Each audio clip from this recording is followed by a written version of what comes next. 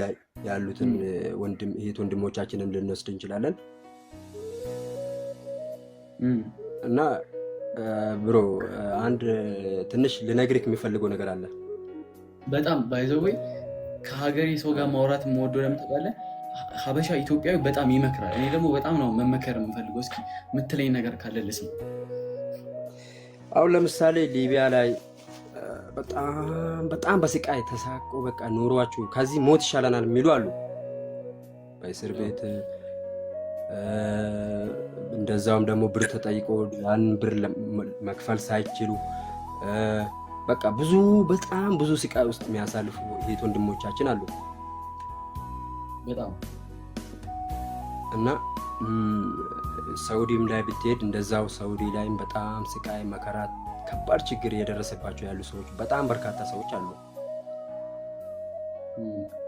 እና አንቺ አሁን ለምሳሌ አንተ በነፃነት ተንቀሳቅሰ ስራ ትሰራለህ። አዎ ዳጊ እያየሁት ነው። በጣም አመሰግናለሁ። ኮሜንት ላይ ኩሩ የሚባል አለ አንድ ጥሩ ሰው በጣም ምክር እንትን እያለኝ ነው። እንደኔ አይነት አሳልፏል። ዳጊ እያየሁት ነው። እሺ ችግር የለውም። እሺ ወንድም ይቅርታ ቀጥልልኝ። ችግር እና ብራዘር እንደነዛ አይነት ወንድሞች እህቶችም አሉ በጣም በስቃይ የሚኖሩ ማለት ነው። እና ያንቺ የሀገር ናፍቆት አገሬ ላይ እንዲህ ነበር የምኖረው፣ አገሬ ላይ እንዴት እንደምኖረው ለምን እዚህ ያልኖርኩም፣ አገሬ ያሉ ልጆች ደግሞ ወይ አሊያም ከኔ ጋር የተወለዱ ልጆች እንደዚህ እየኖሩ ነው፣ እኔ ለምን እንደዚህ ያልሆንኩም የሚለው ነገር ልሰማሽ ይችላል። በጣም ማለት በጣም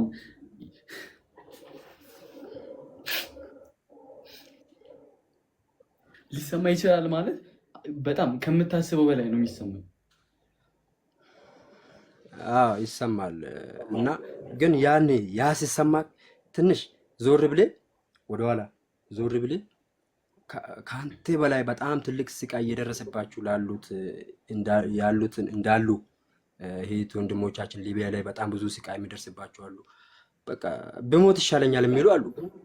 እነዛን ደግሞ ብታስብ ትንሽ መጽናኛ ታገኛለህ፣ ራስን ታጽናናለህ የሚለው ተስፋ ማለት ያንን ላይ ያሉትን እህት ወንድሞቻችንን ልንወስድ እንችላለን እና ብሮ አንድ ትንሽ ልነግርህ የሚፈልገው ነገር አለ። በጣም ባይዘዌ ከሀገሬ ሰው ጋር ማውራት የምወደው ለምን ታውቃለህ?